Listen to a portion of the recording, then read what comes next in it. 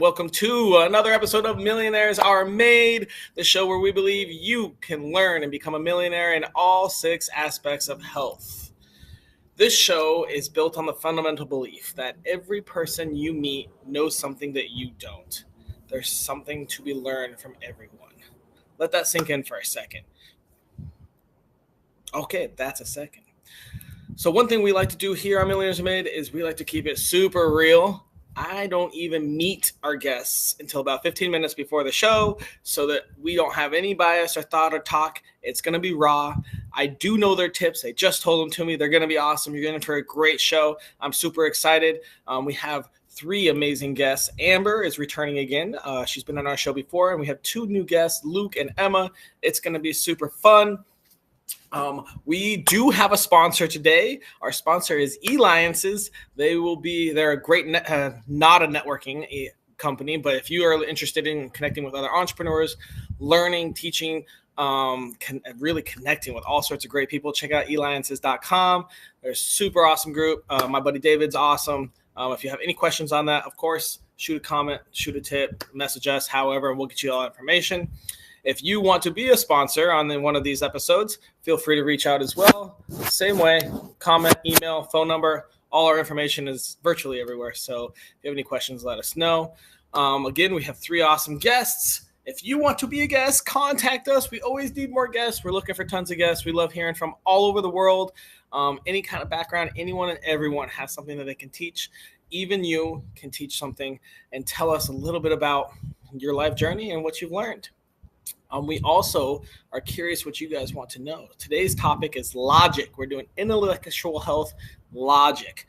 If you have anything that you're interested in that you would like to learn about, please let us know so we can make it a topic, find some guests, and do some teaching.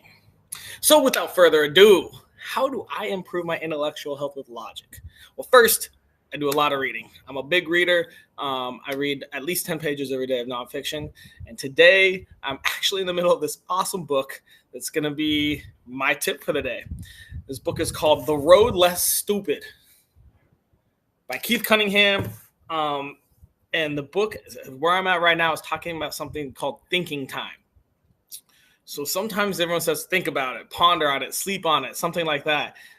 Keith actually goes in and scientifically details how to do it, how to think properly, how to execute, what you should be thinking about, questions you should think about, any major decision. And he claims he spends about like almost an hour a day thinking, and that it's not enough.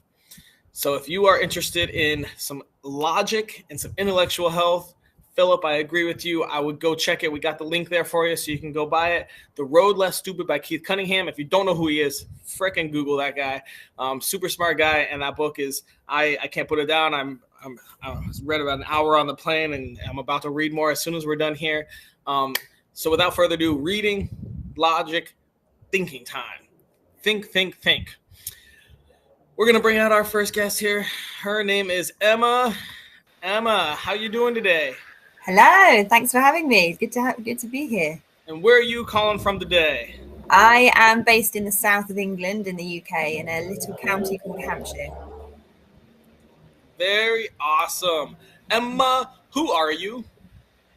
So I'm a conflict resolution specialist. So I am all about trying to help people have peaceful relationships, particularly in the workplace. So I'm an accredited workplace mediator, a DISC practitioner, a peaceful leadership coach, and I also do a lot of training around interpersonal skills. So that's me. That's me. Very cool. All right. I've got a really important question for you, Emma. If I wanted to improve my intellectual health using logic, what tiny tip would you give me? Stay curious about people. It is absolutely vital if you want to have peaceful relationships to stay curious about people. Do you have any tips on how to stay curious? Is it a natural thing, or is it something you can learn? I think it's something that some people are naturally curious about other people, but I think it's really important, even if you are kind of prone to being curious, to still be proactive about it and choose to be curious about someone else when you're having a conversation. So one thing that I would always say that just is a helpful prompt is to ask another question.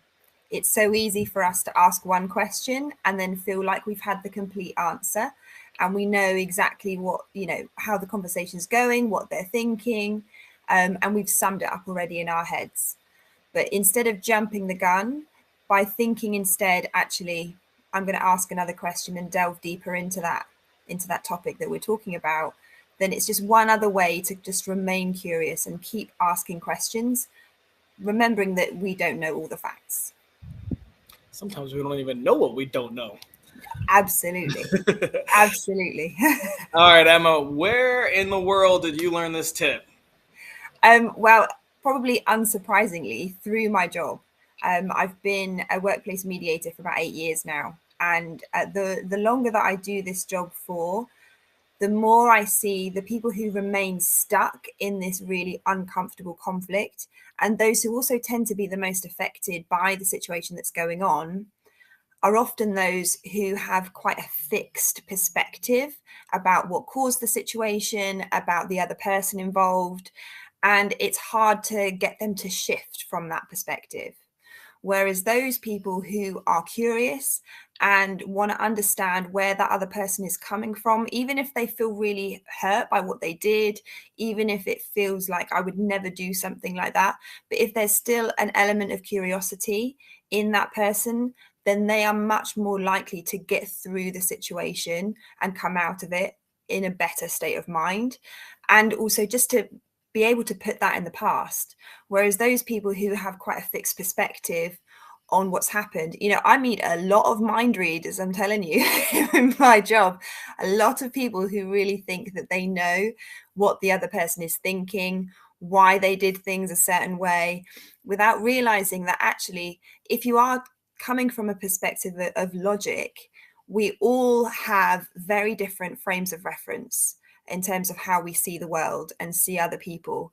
And so if we aren't aware of the fact that we do have very different frames of reference and that those will influence our thinking and therefore our feelings, that sometimes that feeling of intuition about another person may be intuition, perhaps, but it may also be because you've had a situation where someone has really broken your trust and therefore you're expecting other people to behave a similar way and to not be trustworthy. So it's kind of being aware of, yes, we sometimes have these feelings and we're not quite sure where to pin them on. Sometimes there is a logical way to kind of backtrack. Where am I getting this thinking from? And is it actually got anything to do with the person, or is it something else that's going on here? That's awesome insight there. I love it. So did you have a degree for your job? So you don't necessarily need a degree to be a mediator. I do have a law degree. So I kind of went at it from that angle. And then in the UK, the court that deals with employment law situations is called the Employment Tribunal. So I worked there for a few years after my law degree. And so it's kind of those situations where I'm really aware of what happens when people get into a conflict and they don't nip it in the bud straight away before it ends up in the legal system. Awesome. Thank you so much, Emma. I love it. I'm all out of questions. It's time for us to move on.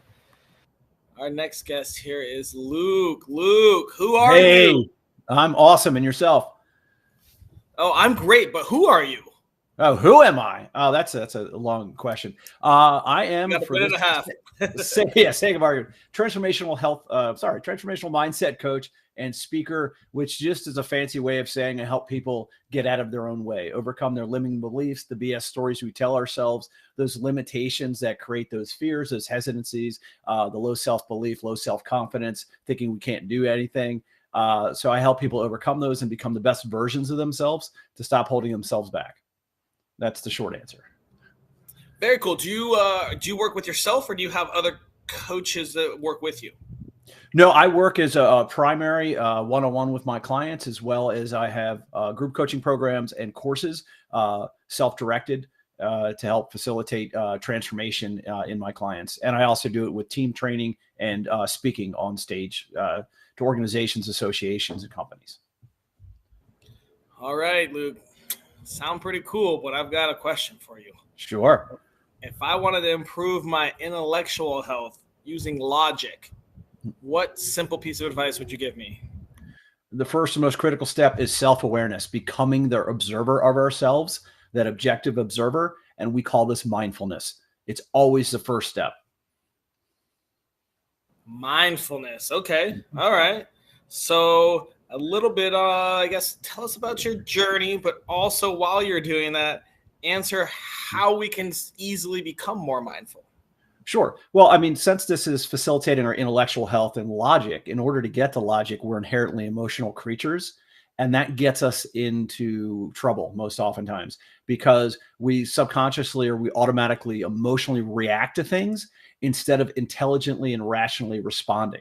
So when we default down those old behaviors, we don't move forward. We don't use logic. So in order to use logic, we need to pause. We need to create that space between stimuli and response. And comes from Viktor Frankl's book on Man's Search for Meaning.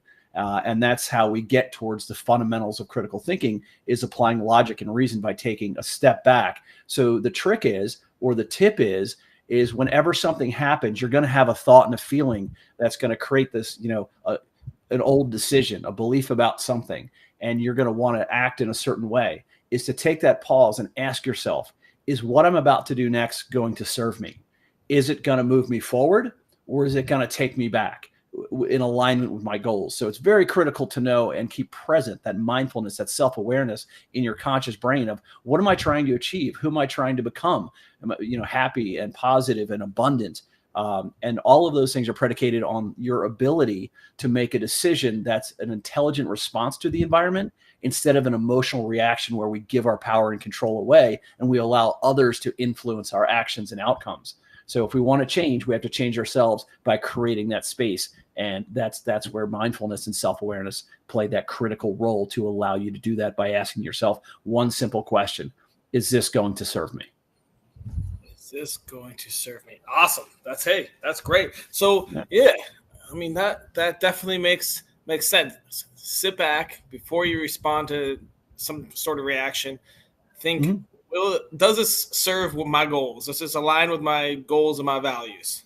Right. It's a stop, challenge, choose. It's like a really stop. Be aware of what the situation is, and then challenge yourself. Should I react this way or respond that way? What's in my best interest? And then choose. You're an adult. Choose that. That path that's going to serve you. Or if you choose not to, let's say you're dieting and you choose to go for the cheeseburger or the cake or whatever, just accept the responsibility and move on and make a better decision next time. But stop, challenge, and choose. It's creating that space, that awareness, and asking yourself that question: is this going to serve me? Such a simple piece of advice. I think everyone should go. That's like the whole point of the show. Stop, challenge, choose. Is that what you said? Absolutely. Yes. Yeah. All right. We got to start putting that more in our lives here. Yep. Awesome, Luke. Thank you so much. We're going to move on to our next guest here. We'll bring you out a little bit later. Hey, Amber. How you doing? Hey, good. How are you? I'm good. Question from the audience. Who are you? Yeah, I'm Amber Trusick. I'm a day trader, entrepreneur. I am a recently published author. I am the owner of Stratford Consulting, a financial consulting firm that helps startups and turnaround companies. I'm the owner of Whoopsie Hair Ties. There ain't no thing like a whoopsie thing. And then also I'm the owner of Fitter, Smarter, Richer, which is a self-development company that teaches people how to create discipline in their life. Discipline. Good. All right. Yeah. Well, you probably need some logic for that. Well, let me ask you some important question. If I wanted to improve my intellectual health using logic, what piece of advice would you give me? So this is the most logical thing that you can do. You have to create a plan. All right. So whether you're learning how to crochet, whether you're learning a new language or you want to scale your business, you got to define what you want to learn. Okay. Then you got to hyper focus in on that. We can go so many different directions. You need to hyper focus on what you want to learn. You need to schedule time for it, and then you need to be able to track it and measure it.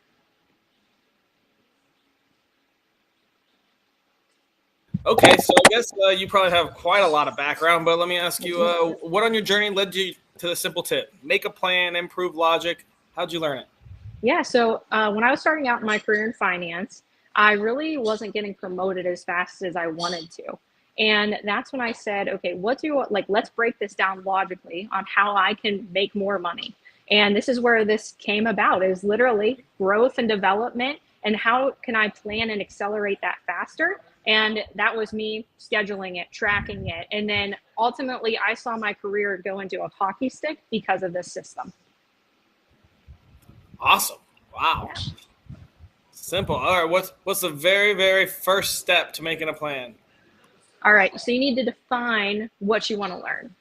So for example, if you want to learn a new language, define the language, right? Let's boil it down. Let's just say you want to learn French, and then devote how much time you want to learn French every day. That's the one piece that everybody forgets to do, is schedule. And you may say, hey, I really don't have a lot of time. I have kids, I have work, I have this. Well, think about what you're doing productivity wise during the day. Can you squeeze out some radio time on your way to work to learn French? Or how much time are you really sitting in front of the TV watching Netflix? So it's the scheduling piece that's the hardest. And then the tracking piece is what makes you accountable and is able to show you physically if you're making any progress towards it.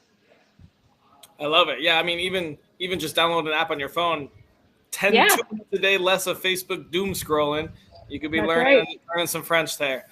There you Awesome, Amber. I love it. Well, man, we're moving through this. I think we might have a long talk, so I'm going to bring everyone else out if that's all right. Let's do it. We'll bring Emma out and Luke out. All right, guys, we got some hefty tips going on here. Let's go ahead and start with Emma. Do you want to real quickly refresh us what your tip was? Stay curious about people. It's essential for effective conflict resolution and having peaceful relationships. Luke and Amber, what are your thoughts on that? Luke, do you have thoughts? On peaceful relationships? No, all chaos all the time. No, I think Emma and I were talking earlier, is that it's a critical piece to be aware and work with other people in a synergistic environment, because we're coming out of an era where we've been kind of secluded and sequestered post-pandemic. We've lost a lot of our emotional skills, our EQ skills, and our ability to play nice with one another, because we've had this autonomy of being at home behind a Zoom screen. And we've had this sort of expectation that now we got to play well with others in the environment. And so we need some sort of mediation to kind of regroup and refresh ourselves on the skills of working with people, not just thinking about ourselves, which we had 2 years of. Right. Yeah. Interesting. And I think we're also in a day and age of information overload. So we feel like we have access to so much information, therefore we must be able to come to a conclusion quite quickly, when, people are a bit more complicated than that. Well, Absolutely. 100%. I mean, we're all wired differently. We have a different set of beliefs. And now we're bringing our identity, emotions, and individuality to a logic problem. This is about intellectual health and logic. Well, the problem is we're humans. We're emotional and logical creatures. We have head and heart. And if they're not in alignment on a particular subject matter, when we start debating that, then a lot of times we have an identity issue where we think we're being personally attacked, as opposed to the subject matter, which is being discussed and worked through. And then people can be very defensive and then go on the offense. We see this in the media arena all the time, is people don't defend on logic, fact, reason, or law. They defend on personal belief and feeling. Yeah. Very interesting. Well said there, Luke. Hey, Luke, while you're at it, do you want to quickly refresh what your tip was? Sure. It's working on the skill of becoming self-aware, being mindful, and being the observer of whether we're emotionally reacting or intelligently responding. And the tip is stop, challenge, and choose. Just when you're about to do something, take that pause, just like a little kid, count to 5, and recognize, is this going to serve me, my goals, in the direction I want, or is it going to take me back and take me to a place of an outcome that I don't want? So I love how Luke and Emma's both tie in so well together, because the mindfulness piece and the curiosity piece, as individuals, we're very self-interested in ourselves. Well, if that's all you talk about, you're never going to learn. So think about it that way, as being mindful of, even being in a conversation, how often are you talking about yourself rather than asking questions about another individual? And I think Amber, with her entire premise of, having a plan around how we're going to objectively do these things, is critical, because it's about learning and about growth. If I have 10 Legos, I only can make so many things. I only can be so creative.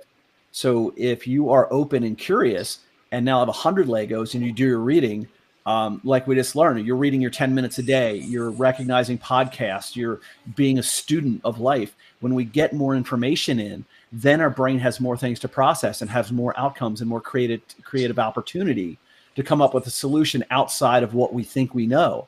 And that's where growth comes. And we need that perspective and interaction from others in order to do that. And we can find a common ground by investing in our own intellectual health, by increasing our knowledge and awareness, and then blending that in with discussion with others. Love it. Yeah, I love that. I often find that in a mediation, one of the most powerful things that I can do is sometimes sit in silence and let it get really awkward for a little while, because people tend to use that time they fill it and open up more than they were going to, or they take that time to be a bit more introspective and consider other alternatives to what they'd come in with quite a fixed mindset.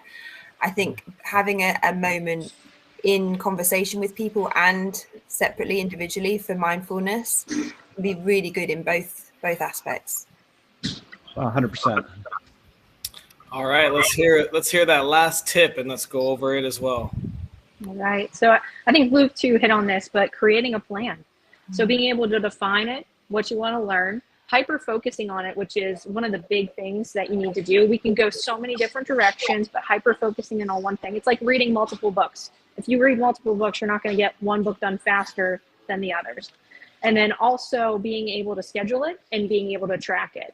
So I would love to know how, like, this, from your perspectives, Emma and Luke, ties into creating curiosity and mindfulness within the realm of developing a plan. 100%. It's all stages. And if you look at it, I start out with self-awareness. And when you go from self-awareness and then you go into belief and you create your new identity and who you want to become for what you want to achieve, that is the plan. And then you have intentional execution. What's the intentionality of the execution? It's great to dream and be a visionary and think of, this is the things I want to create. These are the things I want to do. But you have to have a grounded structural plan of what are those steps? What does it look like? And from my side of the fence, and especially with Emma's on her side of the fence of collaboration, sometimes it takes a village. You can't do things alone. You need to backstop your breadth of skill and knowledge you may not have and leverage other people. But at the end of the day, when you want to achieve something, you can't, you have to wear both hats of dreamer and then someone and an action taker. And you can't take action unless you have a plan, and you have to believe in yourself to execute that plan with intentionality and discipline and confidence every day, and be that hyper-focused person so you don't get distracted with the what ifs and start doubting yourself. And that's where we get in trouble. It's never the plan. So the coolest thing in the world is someone else has already done something that we want to do in some form or fashion. And they either have a coaching program, a book, a mentorship. They've left breadcrumbs. They've left a trail, and they've left a blueprint. It's just what gets in the way of us just following the blueprint and achieving that success. It's the head trash. It's the stories we tell ourselves. It's the limitations. It's the unwillingness to let go of what we think we know, the ego, and bond with other people and allow to be instructed and educated and empowered with other people's ideas that we can follow. It doesn't make us any less. Actually, it makes us smarter, because if we wanted to achieve something we haven't already, we don't currently have the capacity. We must change and become the person that can. What skills, character traits, and habits does that person have that we need to adopt in order to achieve our goals? Yeah. I love what you were saying, Amber. And I think for me, I see so often people delaying dealing with tricky situations. And often it's because they haven't decided and they haven't made a plan and they haven't got clear on what they want to get out of it. And lots of difficult conversations end up going awry because they haven't sat down beforehand and gone, okay, what do I actually want to achieve from saying this? Not just I want to blurt it all out, but actually if you deal with emotions in a logical fashion, you do think about, what do I want to get out of this conversation? What do I want them to hear? When are we going to have this conversation in a way that makes sense so that it's not rushed or other people are interrupting? And how am I going to make sure that I stick with what we decide we're going to do to improve things? And I think, for me, when I come to the end of a mediation, we put together an agreement which doesn't go before a court, but it's kind of a something tangible they can take away with them, which helps them keep on track, keep accountable.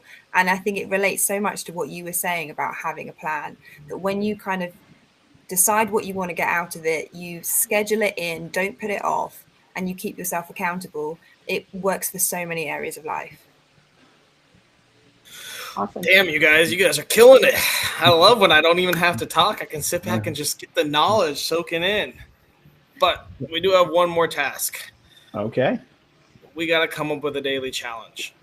It's got to take less than 5 minutes, cost less than $0 or exactly $0 maybe, and be available to anyone in the world to do to increase their intellectual logic.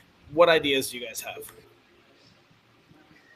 I mean, I think we could come up with something that merges all of those tips together in a way. Well, I think that tell me it. If you don't mind, there are 3 things that I ask my clients and ask everyone, that if you ask these 3 questions of yourself, you'll have to incorporate all the things we've been talking about today, which is, what do you really want? Yes. Go deep on it. What do you really want? Secondly, why do you really want it? What's that strong emotional tie? And then the last thing is, how are you going to feel when you achieve it? When you ask yourself those 3 things, you have to systematically understand where you are and what you want to do, why you want to do it emotionally, which will tie the logic piece of when the hard work of how to get it, and how are you going to feel after you achieve it, which gives you the carrot in the future to do the hard decisions, which are going to require planning and infrastructure.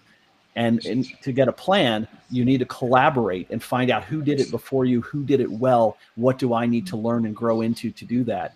And it starts with your decision, that mindset, and then going out and acquiring the skills or the character traits, the beliefs or the behaviors to then create that structural plan to execute it with the will to succeed. Luke, I think that's great insight. I really love that. I really do love Emma's simplicity of be curious, because you can go out anywhere and be curious and ask how someone is doing rather than talking about yourself. So, or picking up a book, or picking up, instead of turning off on the TV, put on a podcast to learn something new. So I love all Millionaires Are Made. Put on Millionaires Are Made. That's it. Yeah, it's the only thing you should listen to. Exactly, the one piece of information. But it's very simple. No one sits there. We kind of do our day to day. We just get in the rut of what we're normally doing, mouse on a wheel kind of stuff. But then we have these peaks of dreaming, of doing something different or being better. But until we concrete and ask ourselves those questions, what do we really want? Why do we really want it? And then we have to make a decision. And someone said in chat, like, when are you going to start? Is you got to have a hard deadline. If you're going to make a decision, it's not, I'll start the diet next Monday, or I'll start when I have the funding or when I have the expertise. One of the critical concepts that most people are subject to, which keeps them stuck, is that they think they have to have the thing in order to do what they want to become the person they are, when you have to become the person you are and then do the hard things to have what you want. It's be, do, have. And with the internet and with information and with amazing podcasts like Millionaires Are Made, is that there's no lack of information. What we need with Amber is that instruction, because information is useless. A library hasn't affected the world in any capacity. It's the execution of knowledge. So we have to have the ideas and the execution at the same time. And that starts with making a decision to change, which comes in with changing the mindset and then also collaborating to finding the right path that's going to work for you. Let's go back to Amber before I interrupted her rudely. No, you're good. I think I'm trying to boil it down so it's simplistic for everybody, right? And I really like, Luke, what you said was just defining your start date. Mm-hmm. What are you going to do? What are you going to do today that's different from tomorrow? And how are you going to move forward? So I really loved Emma's piece of curiosity, because that's something that's so easy to do, is being curious, putting down the remote, putting on Millionaires Are Made podcast, picking up a book, reading 10 pages, but you have to start. So maybe it's, what are you going to start today? And what are you going to do differently today than you did tomorrow? And maybe that's doing something different every day until you find that one thing that sparks this fire in you that you're like, yeah, I need to build a plan and I need to focus on that, because that's what I want to do. Because I think a lot of people have an idea of, hey, this may be what I want to do. They get into it and they lose traction on it. So maybe it's try something new every day until you find that one thing that you're like, this is it, and I want to build a plan around it, and this is what I want to do to get more knowledgeable. Just an idea. All right. What do you think? 5 minutes, $0 anywhere in the world. Daily challenge. You think maybe we spend 5 minutes either reading or podcasting, somehow like consuming quality information? Yeah, I think so. I think discover something new each day. Try and discover something new. Discover something new. I like that.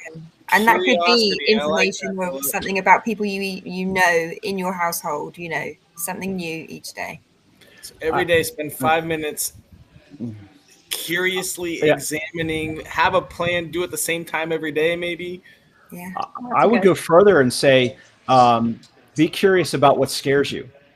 A lot of us hold back, like, is it making video online? Is it creating that plan? Is it reaching out to others? Is it be better at sales, a better communicator? Whatever the thing that we're most fearful of because we're not as skillful of, to me, that's the challenge. When I ever have a gut reaction to something that's negative, to me, I look at it as a sign that's something you have to investigate to overcome, because we're not going to go around the obstacle. We're going to go through it, and we'll become better, and we'll develop that grit and resilience. And knowledge is that key. A lot of times is go after what you don't know. And then once you start to know it and crack the door and the light on it, it's not so overwhelming, and you can create a plan to either outsource that skill or acquire it yourself. But at least you'll have that bit of knowledge that's not going to be an impediment to moving forward or allowing yourself to think you can't. All right. So I think to keep it somewhat simple, I'm going to say spend 5 minutes every day learning a subject you are not an expert in. Love it. Sure. That's cool. I like that. Whether you just Google it and read a couple articles, or you go into a podcast about ghosts or spirits or mountain climbing, whatever it is, spend 5 minutes into something you're not an expert in right now that you would consider yourself not an expert in. Like shaving my face, that might be a good one. Maybe. That sound good to everyone for a simple tip, for a simple little challenge for everyone to go learn more? Yeah, I like it. Because it's exponential. If every day you spent 5 minutes learning something, they say an expert, if you spent 17, what was it, a number of hours? Like if you spent 17 minutes a day on any one subject focus, you're going to be smarter or ahead of the game by 90% of the population. Because it's exponential learning curve. 1% a day, 5 minutes. That's all it takes. It's going to add up. I love it, guys. All right. Well, guess what? That was all we had to do today, and this show has culminated.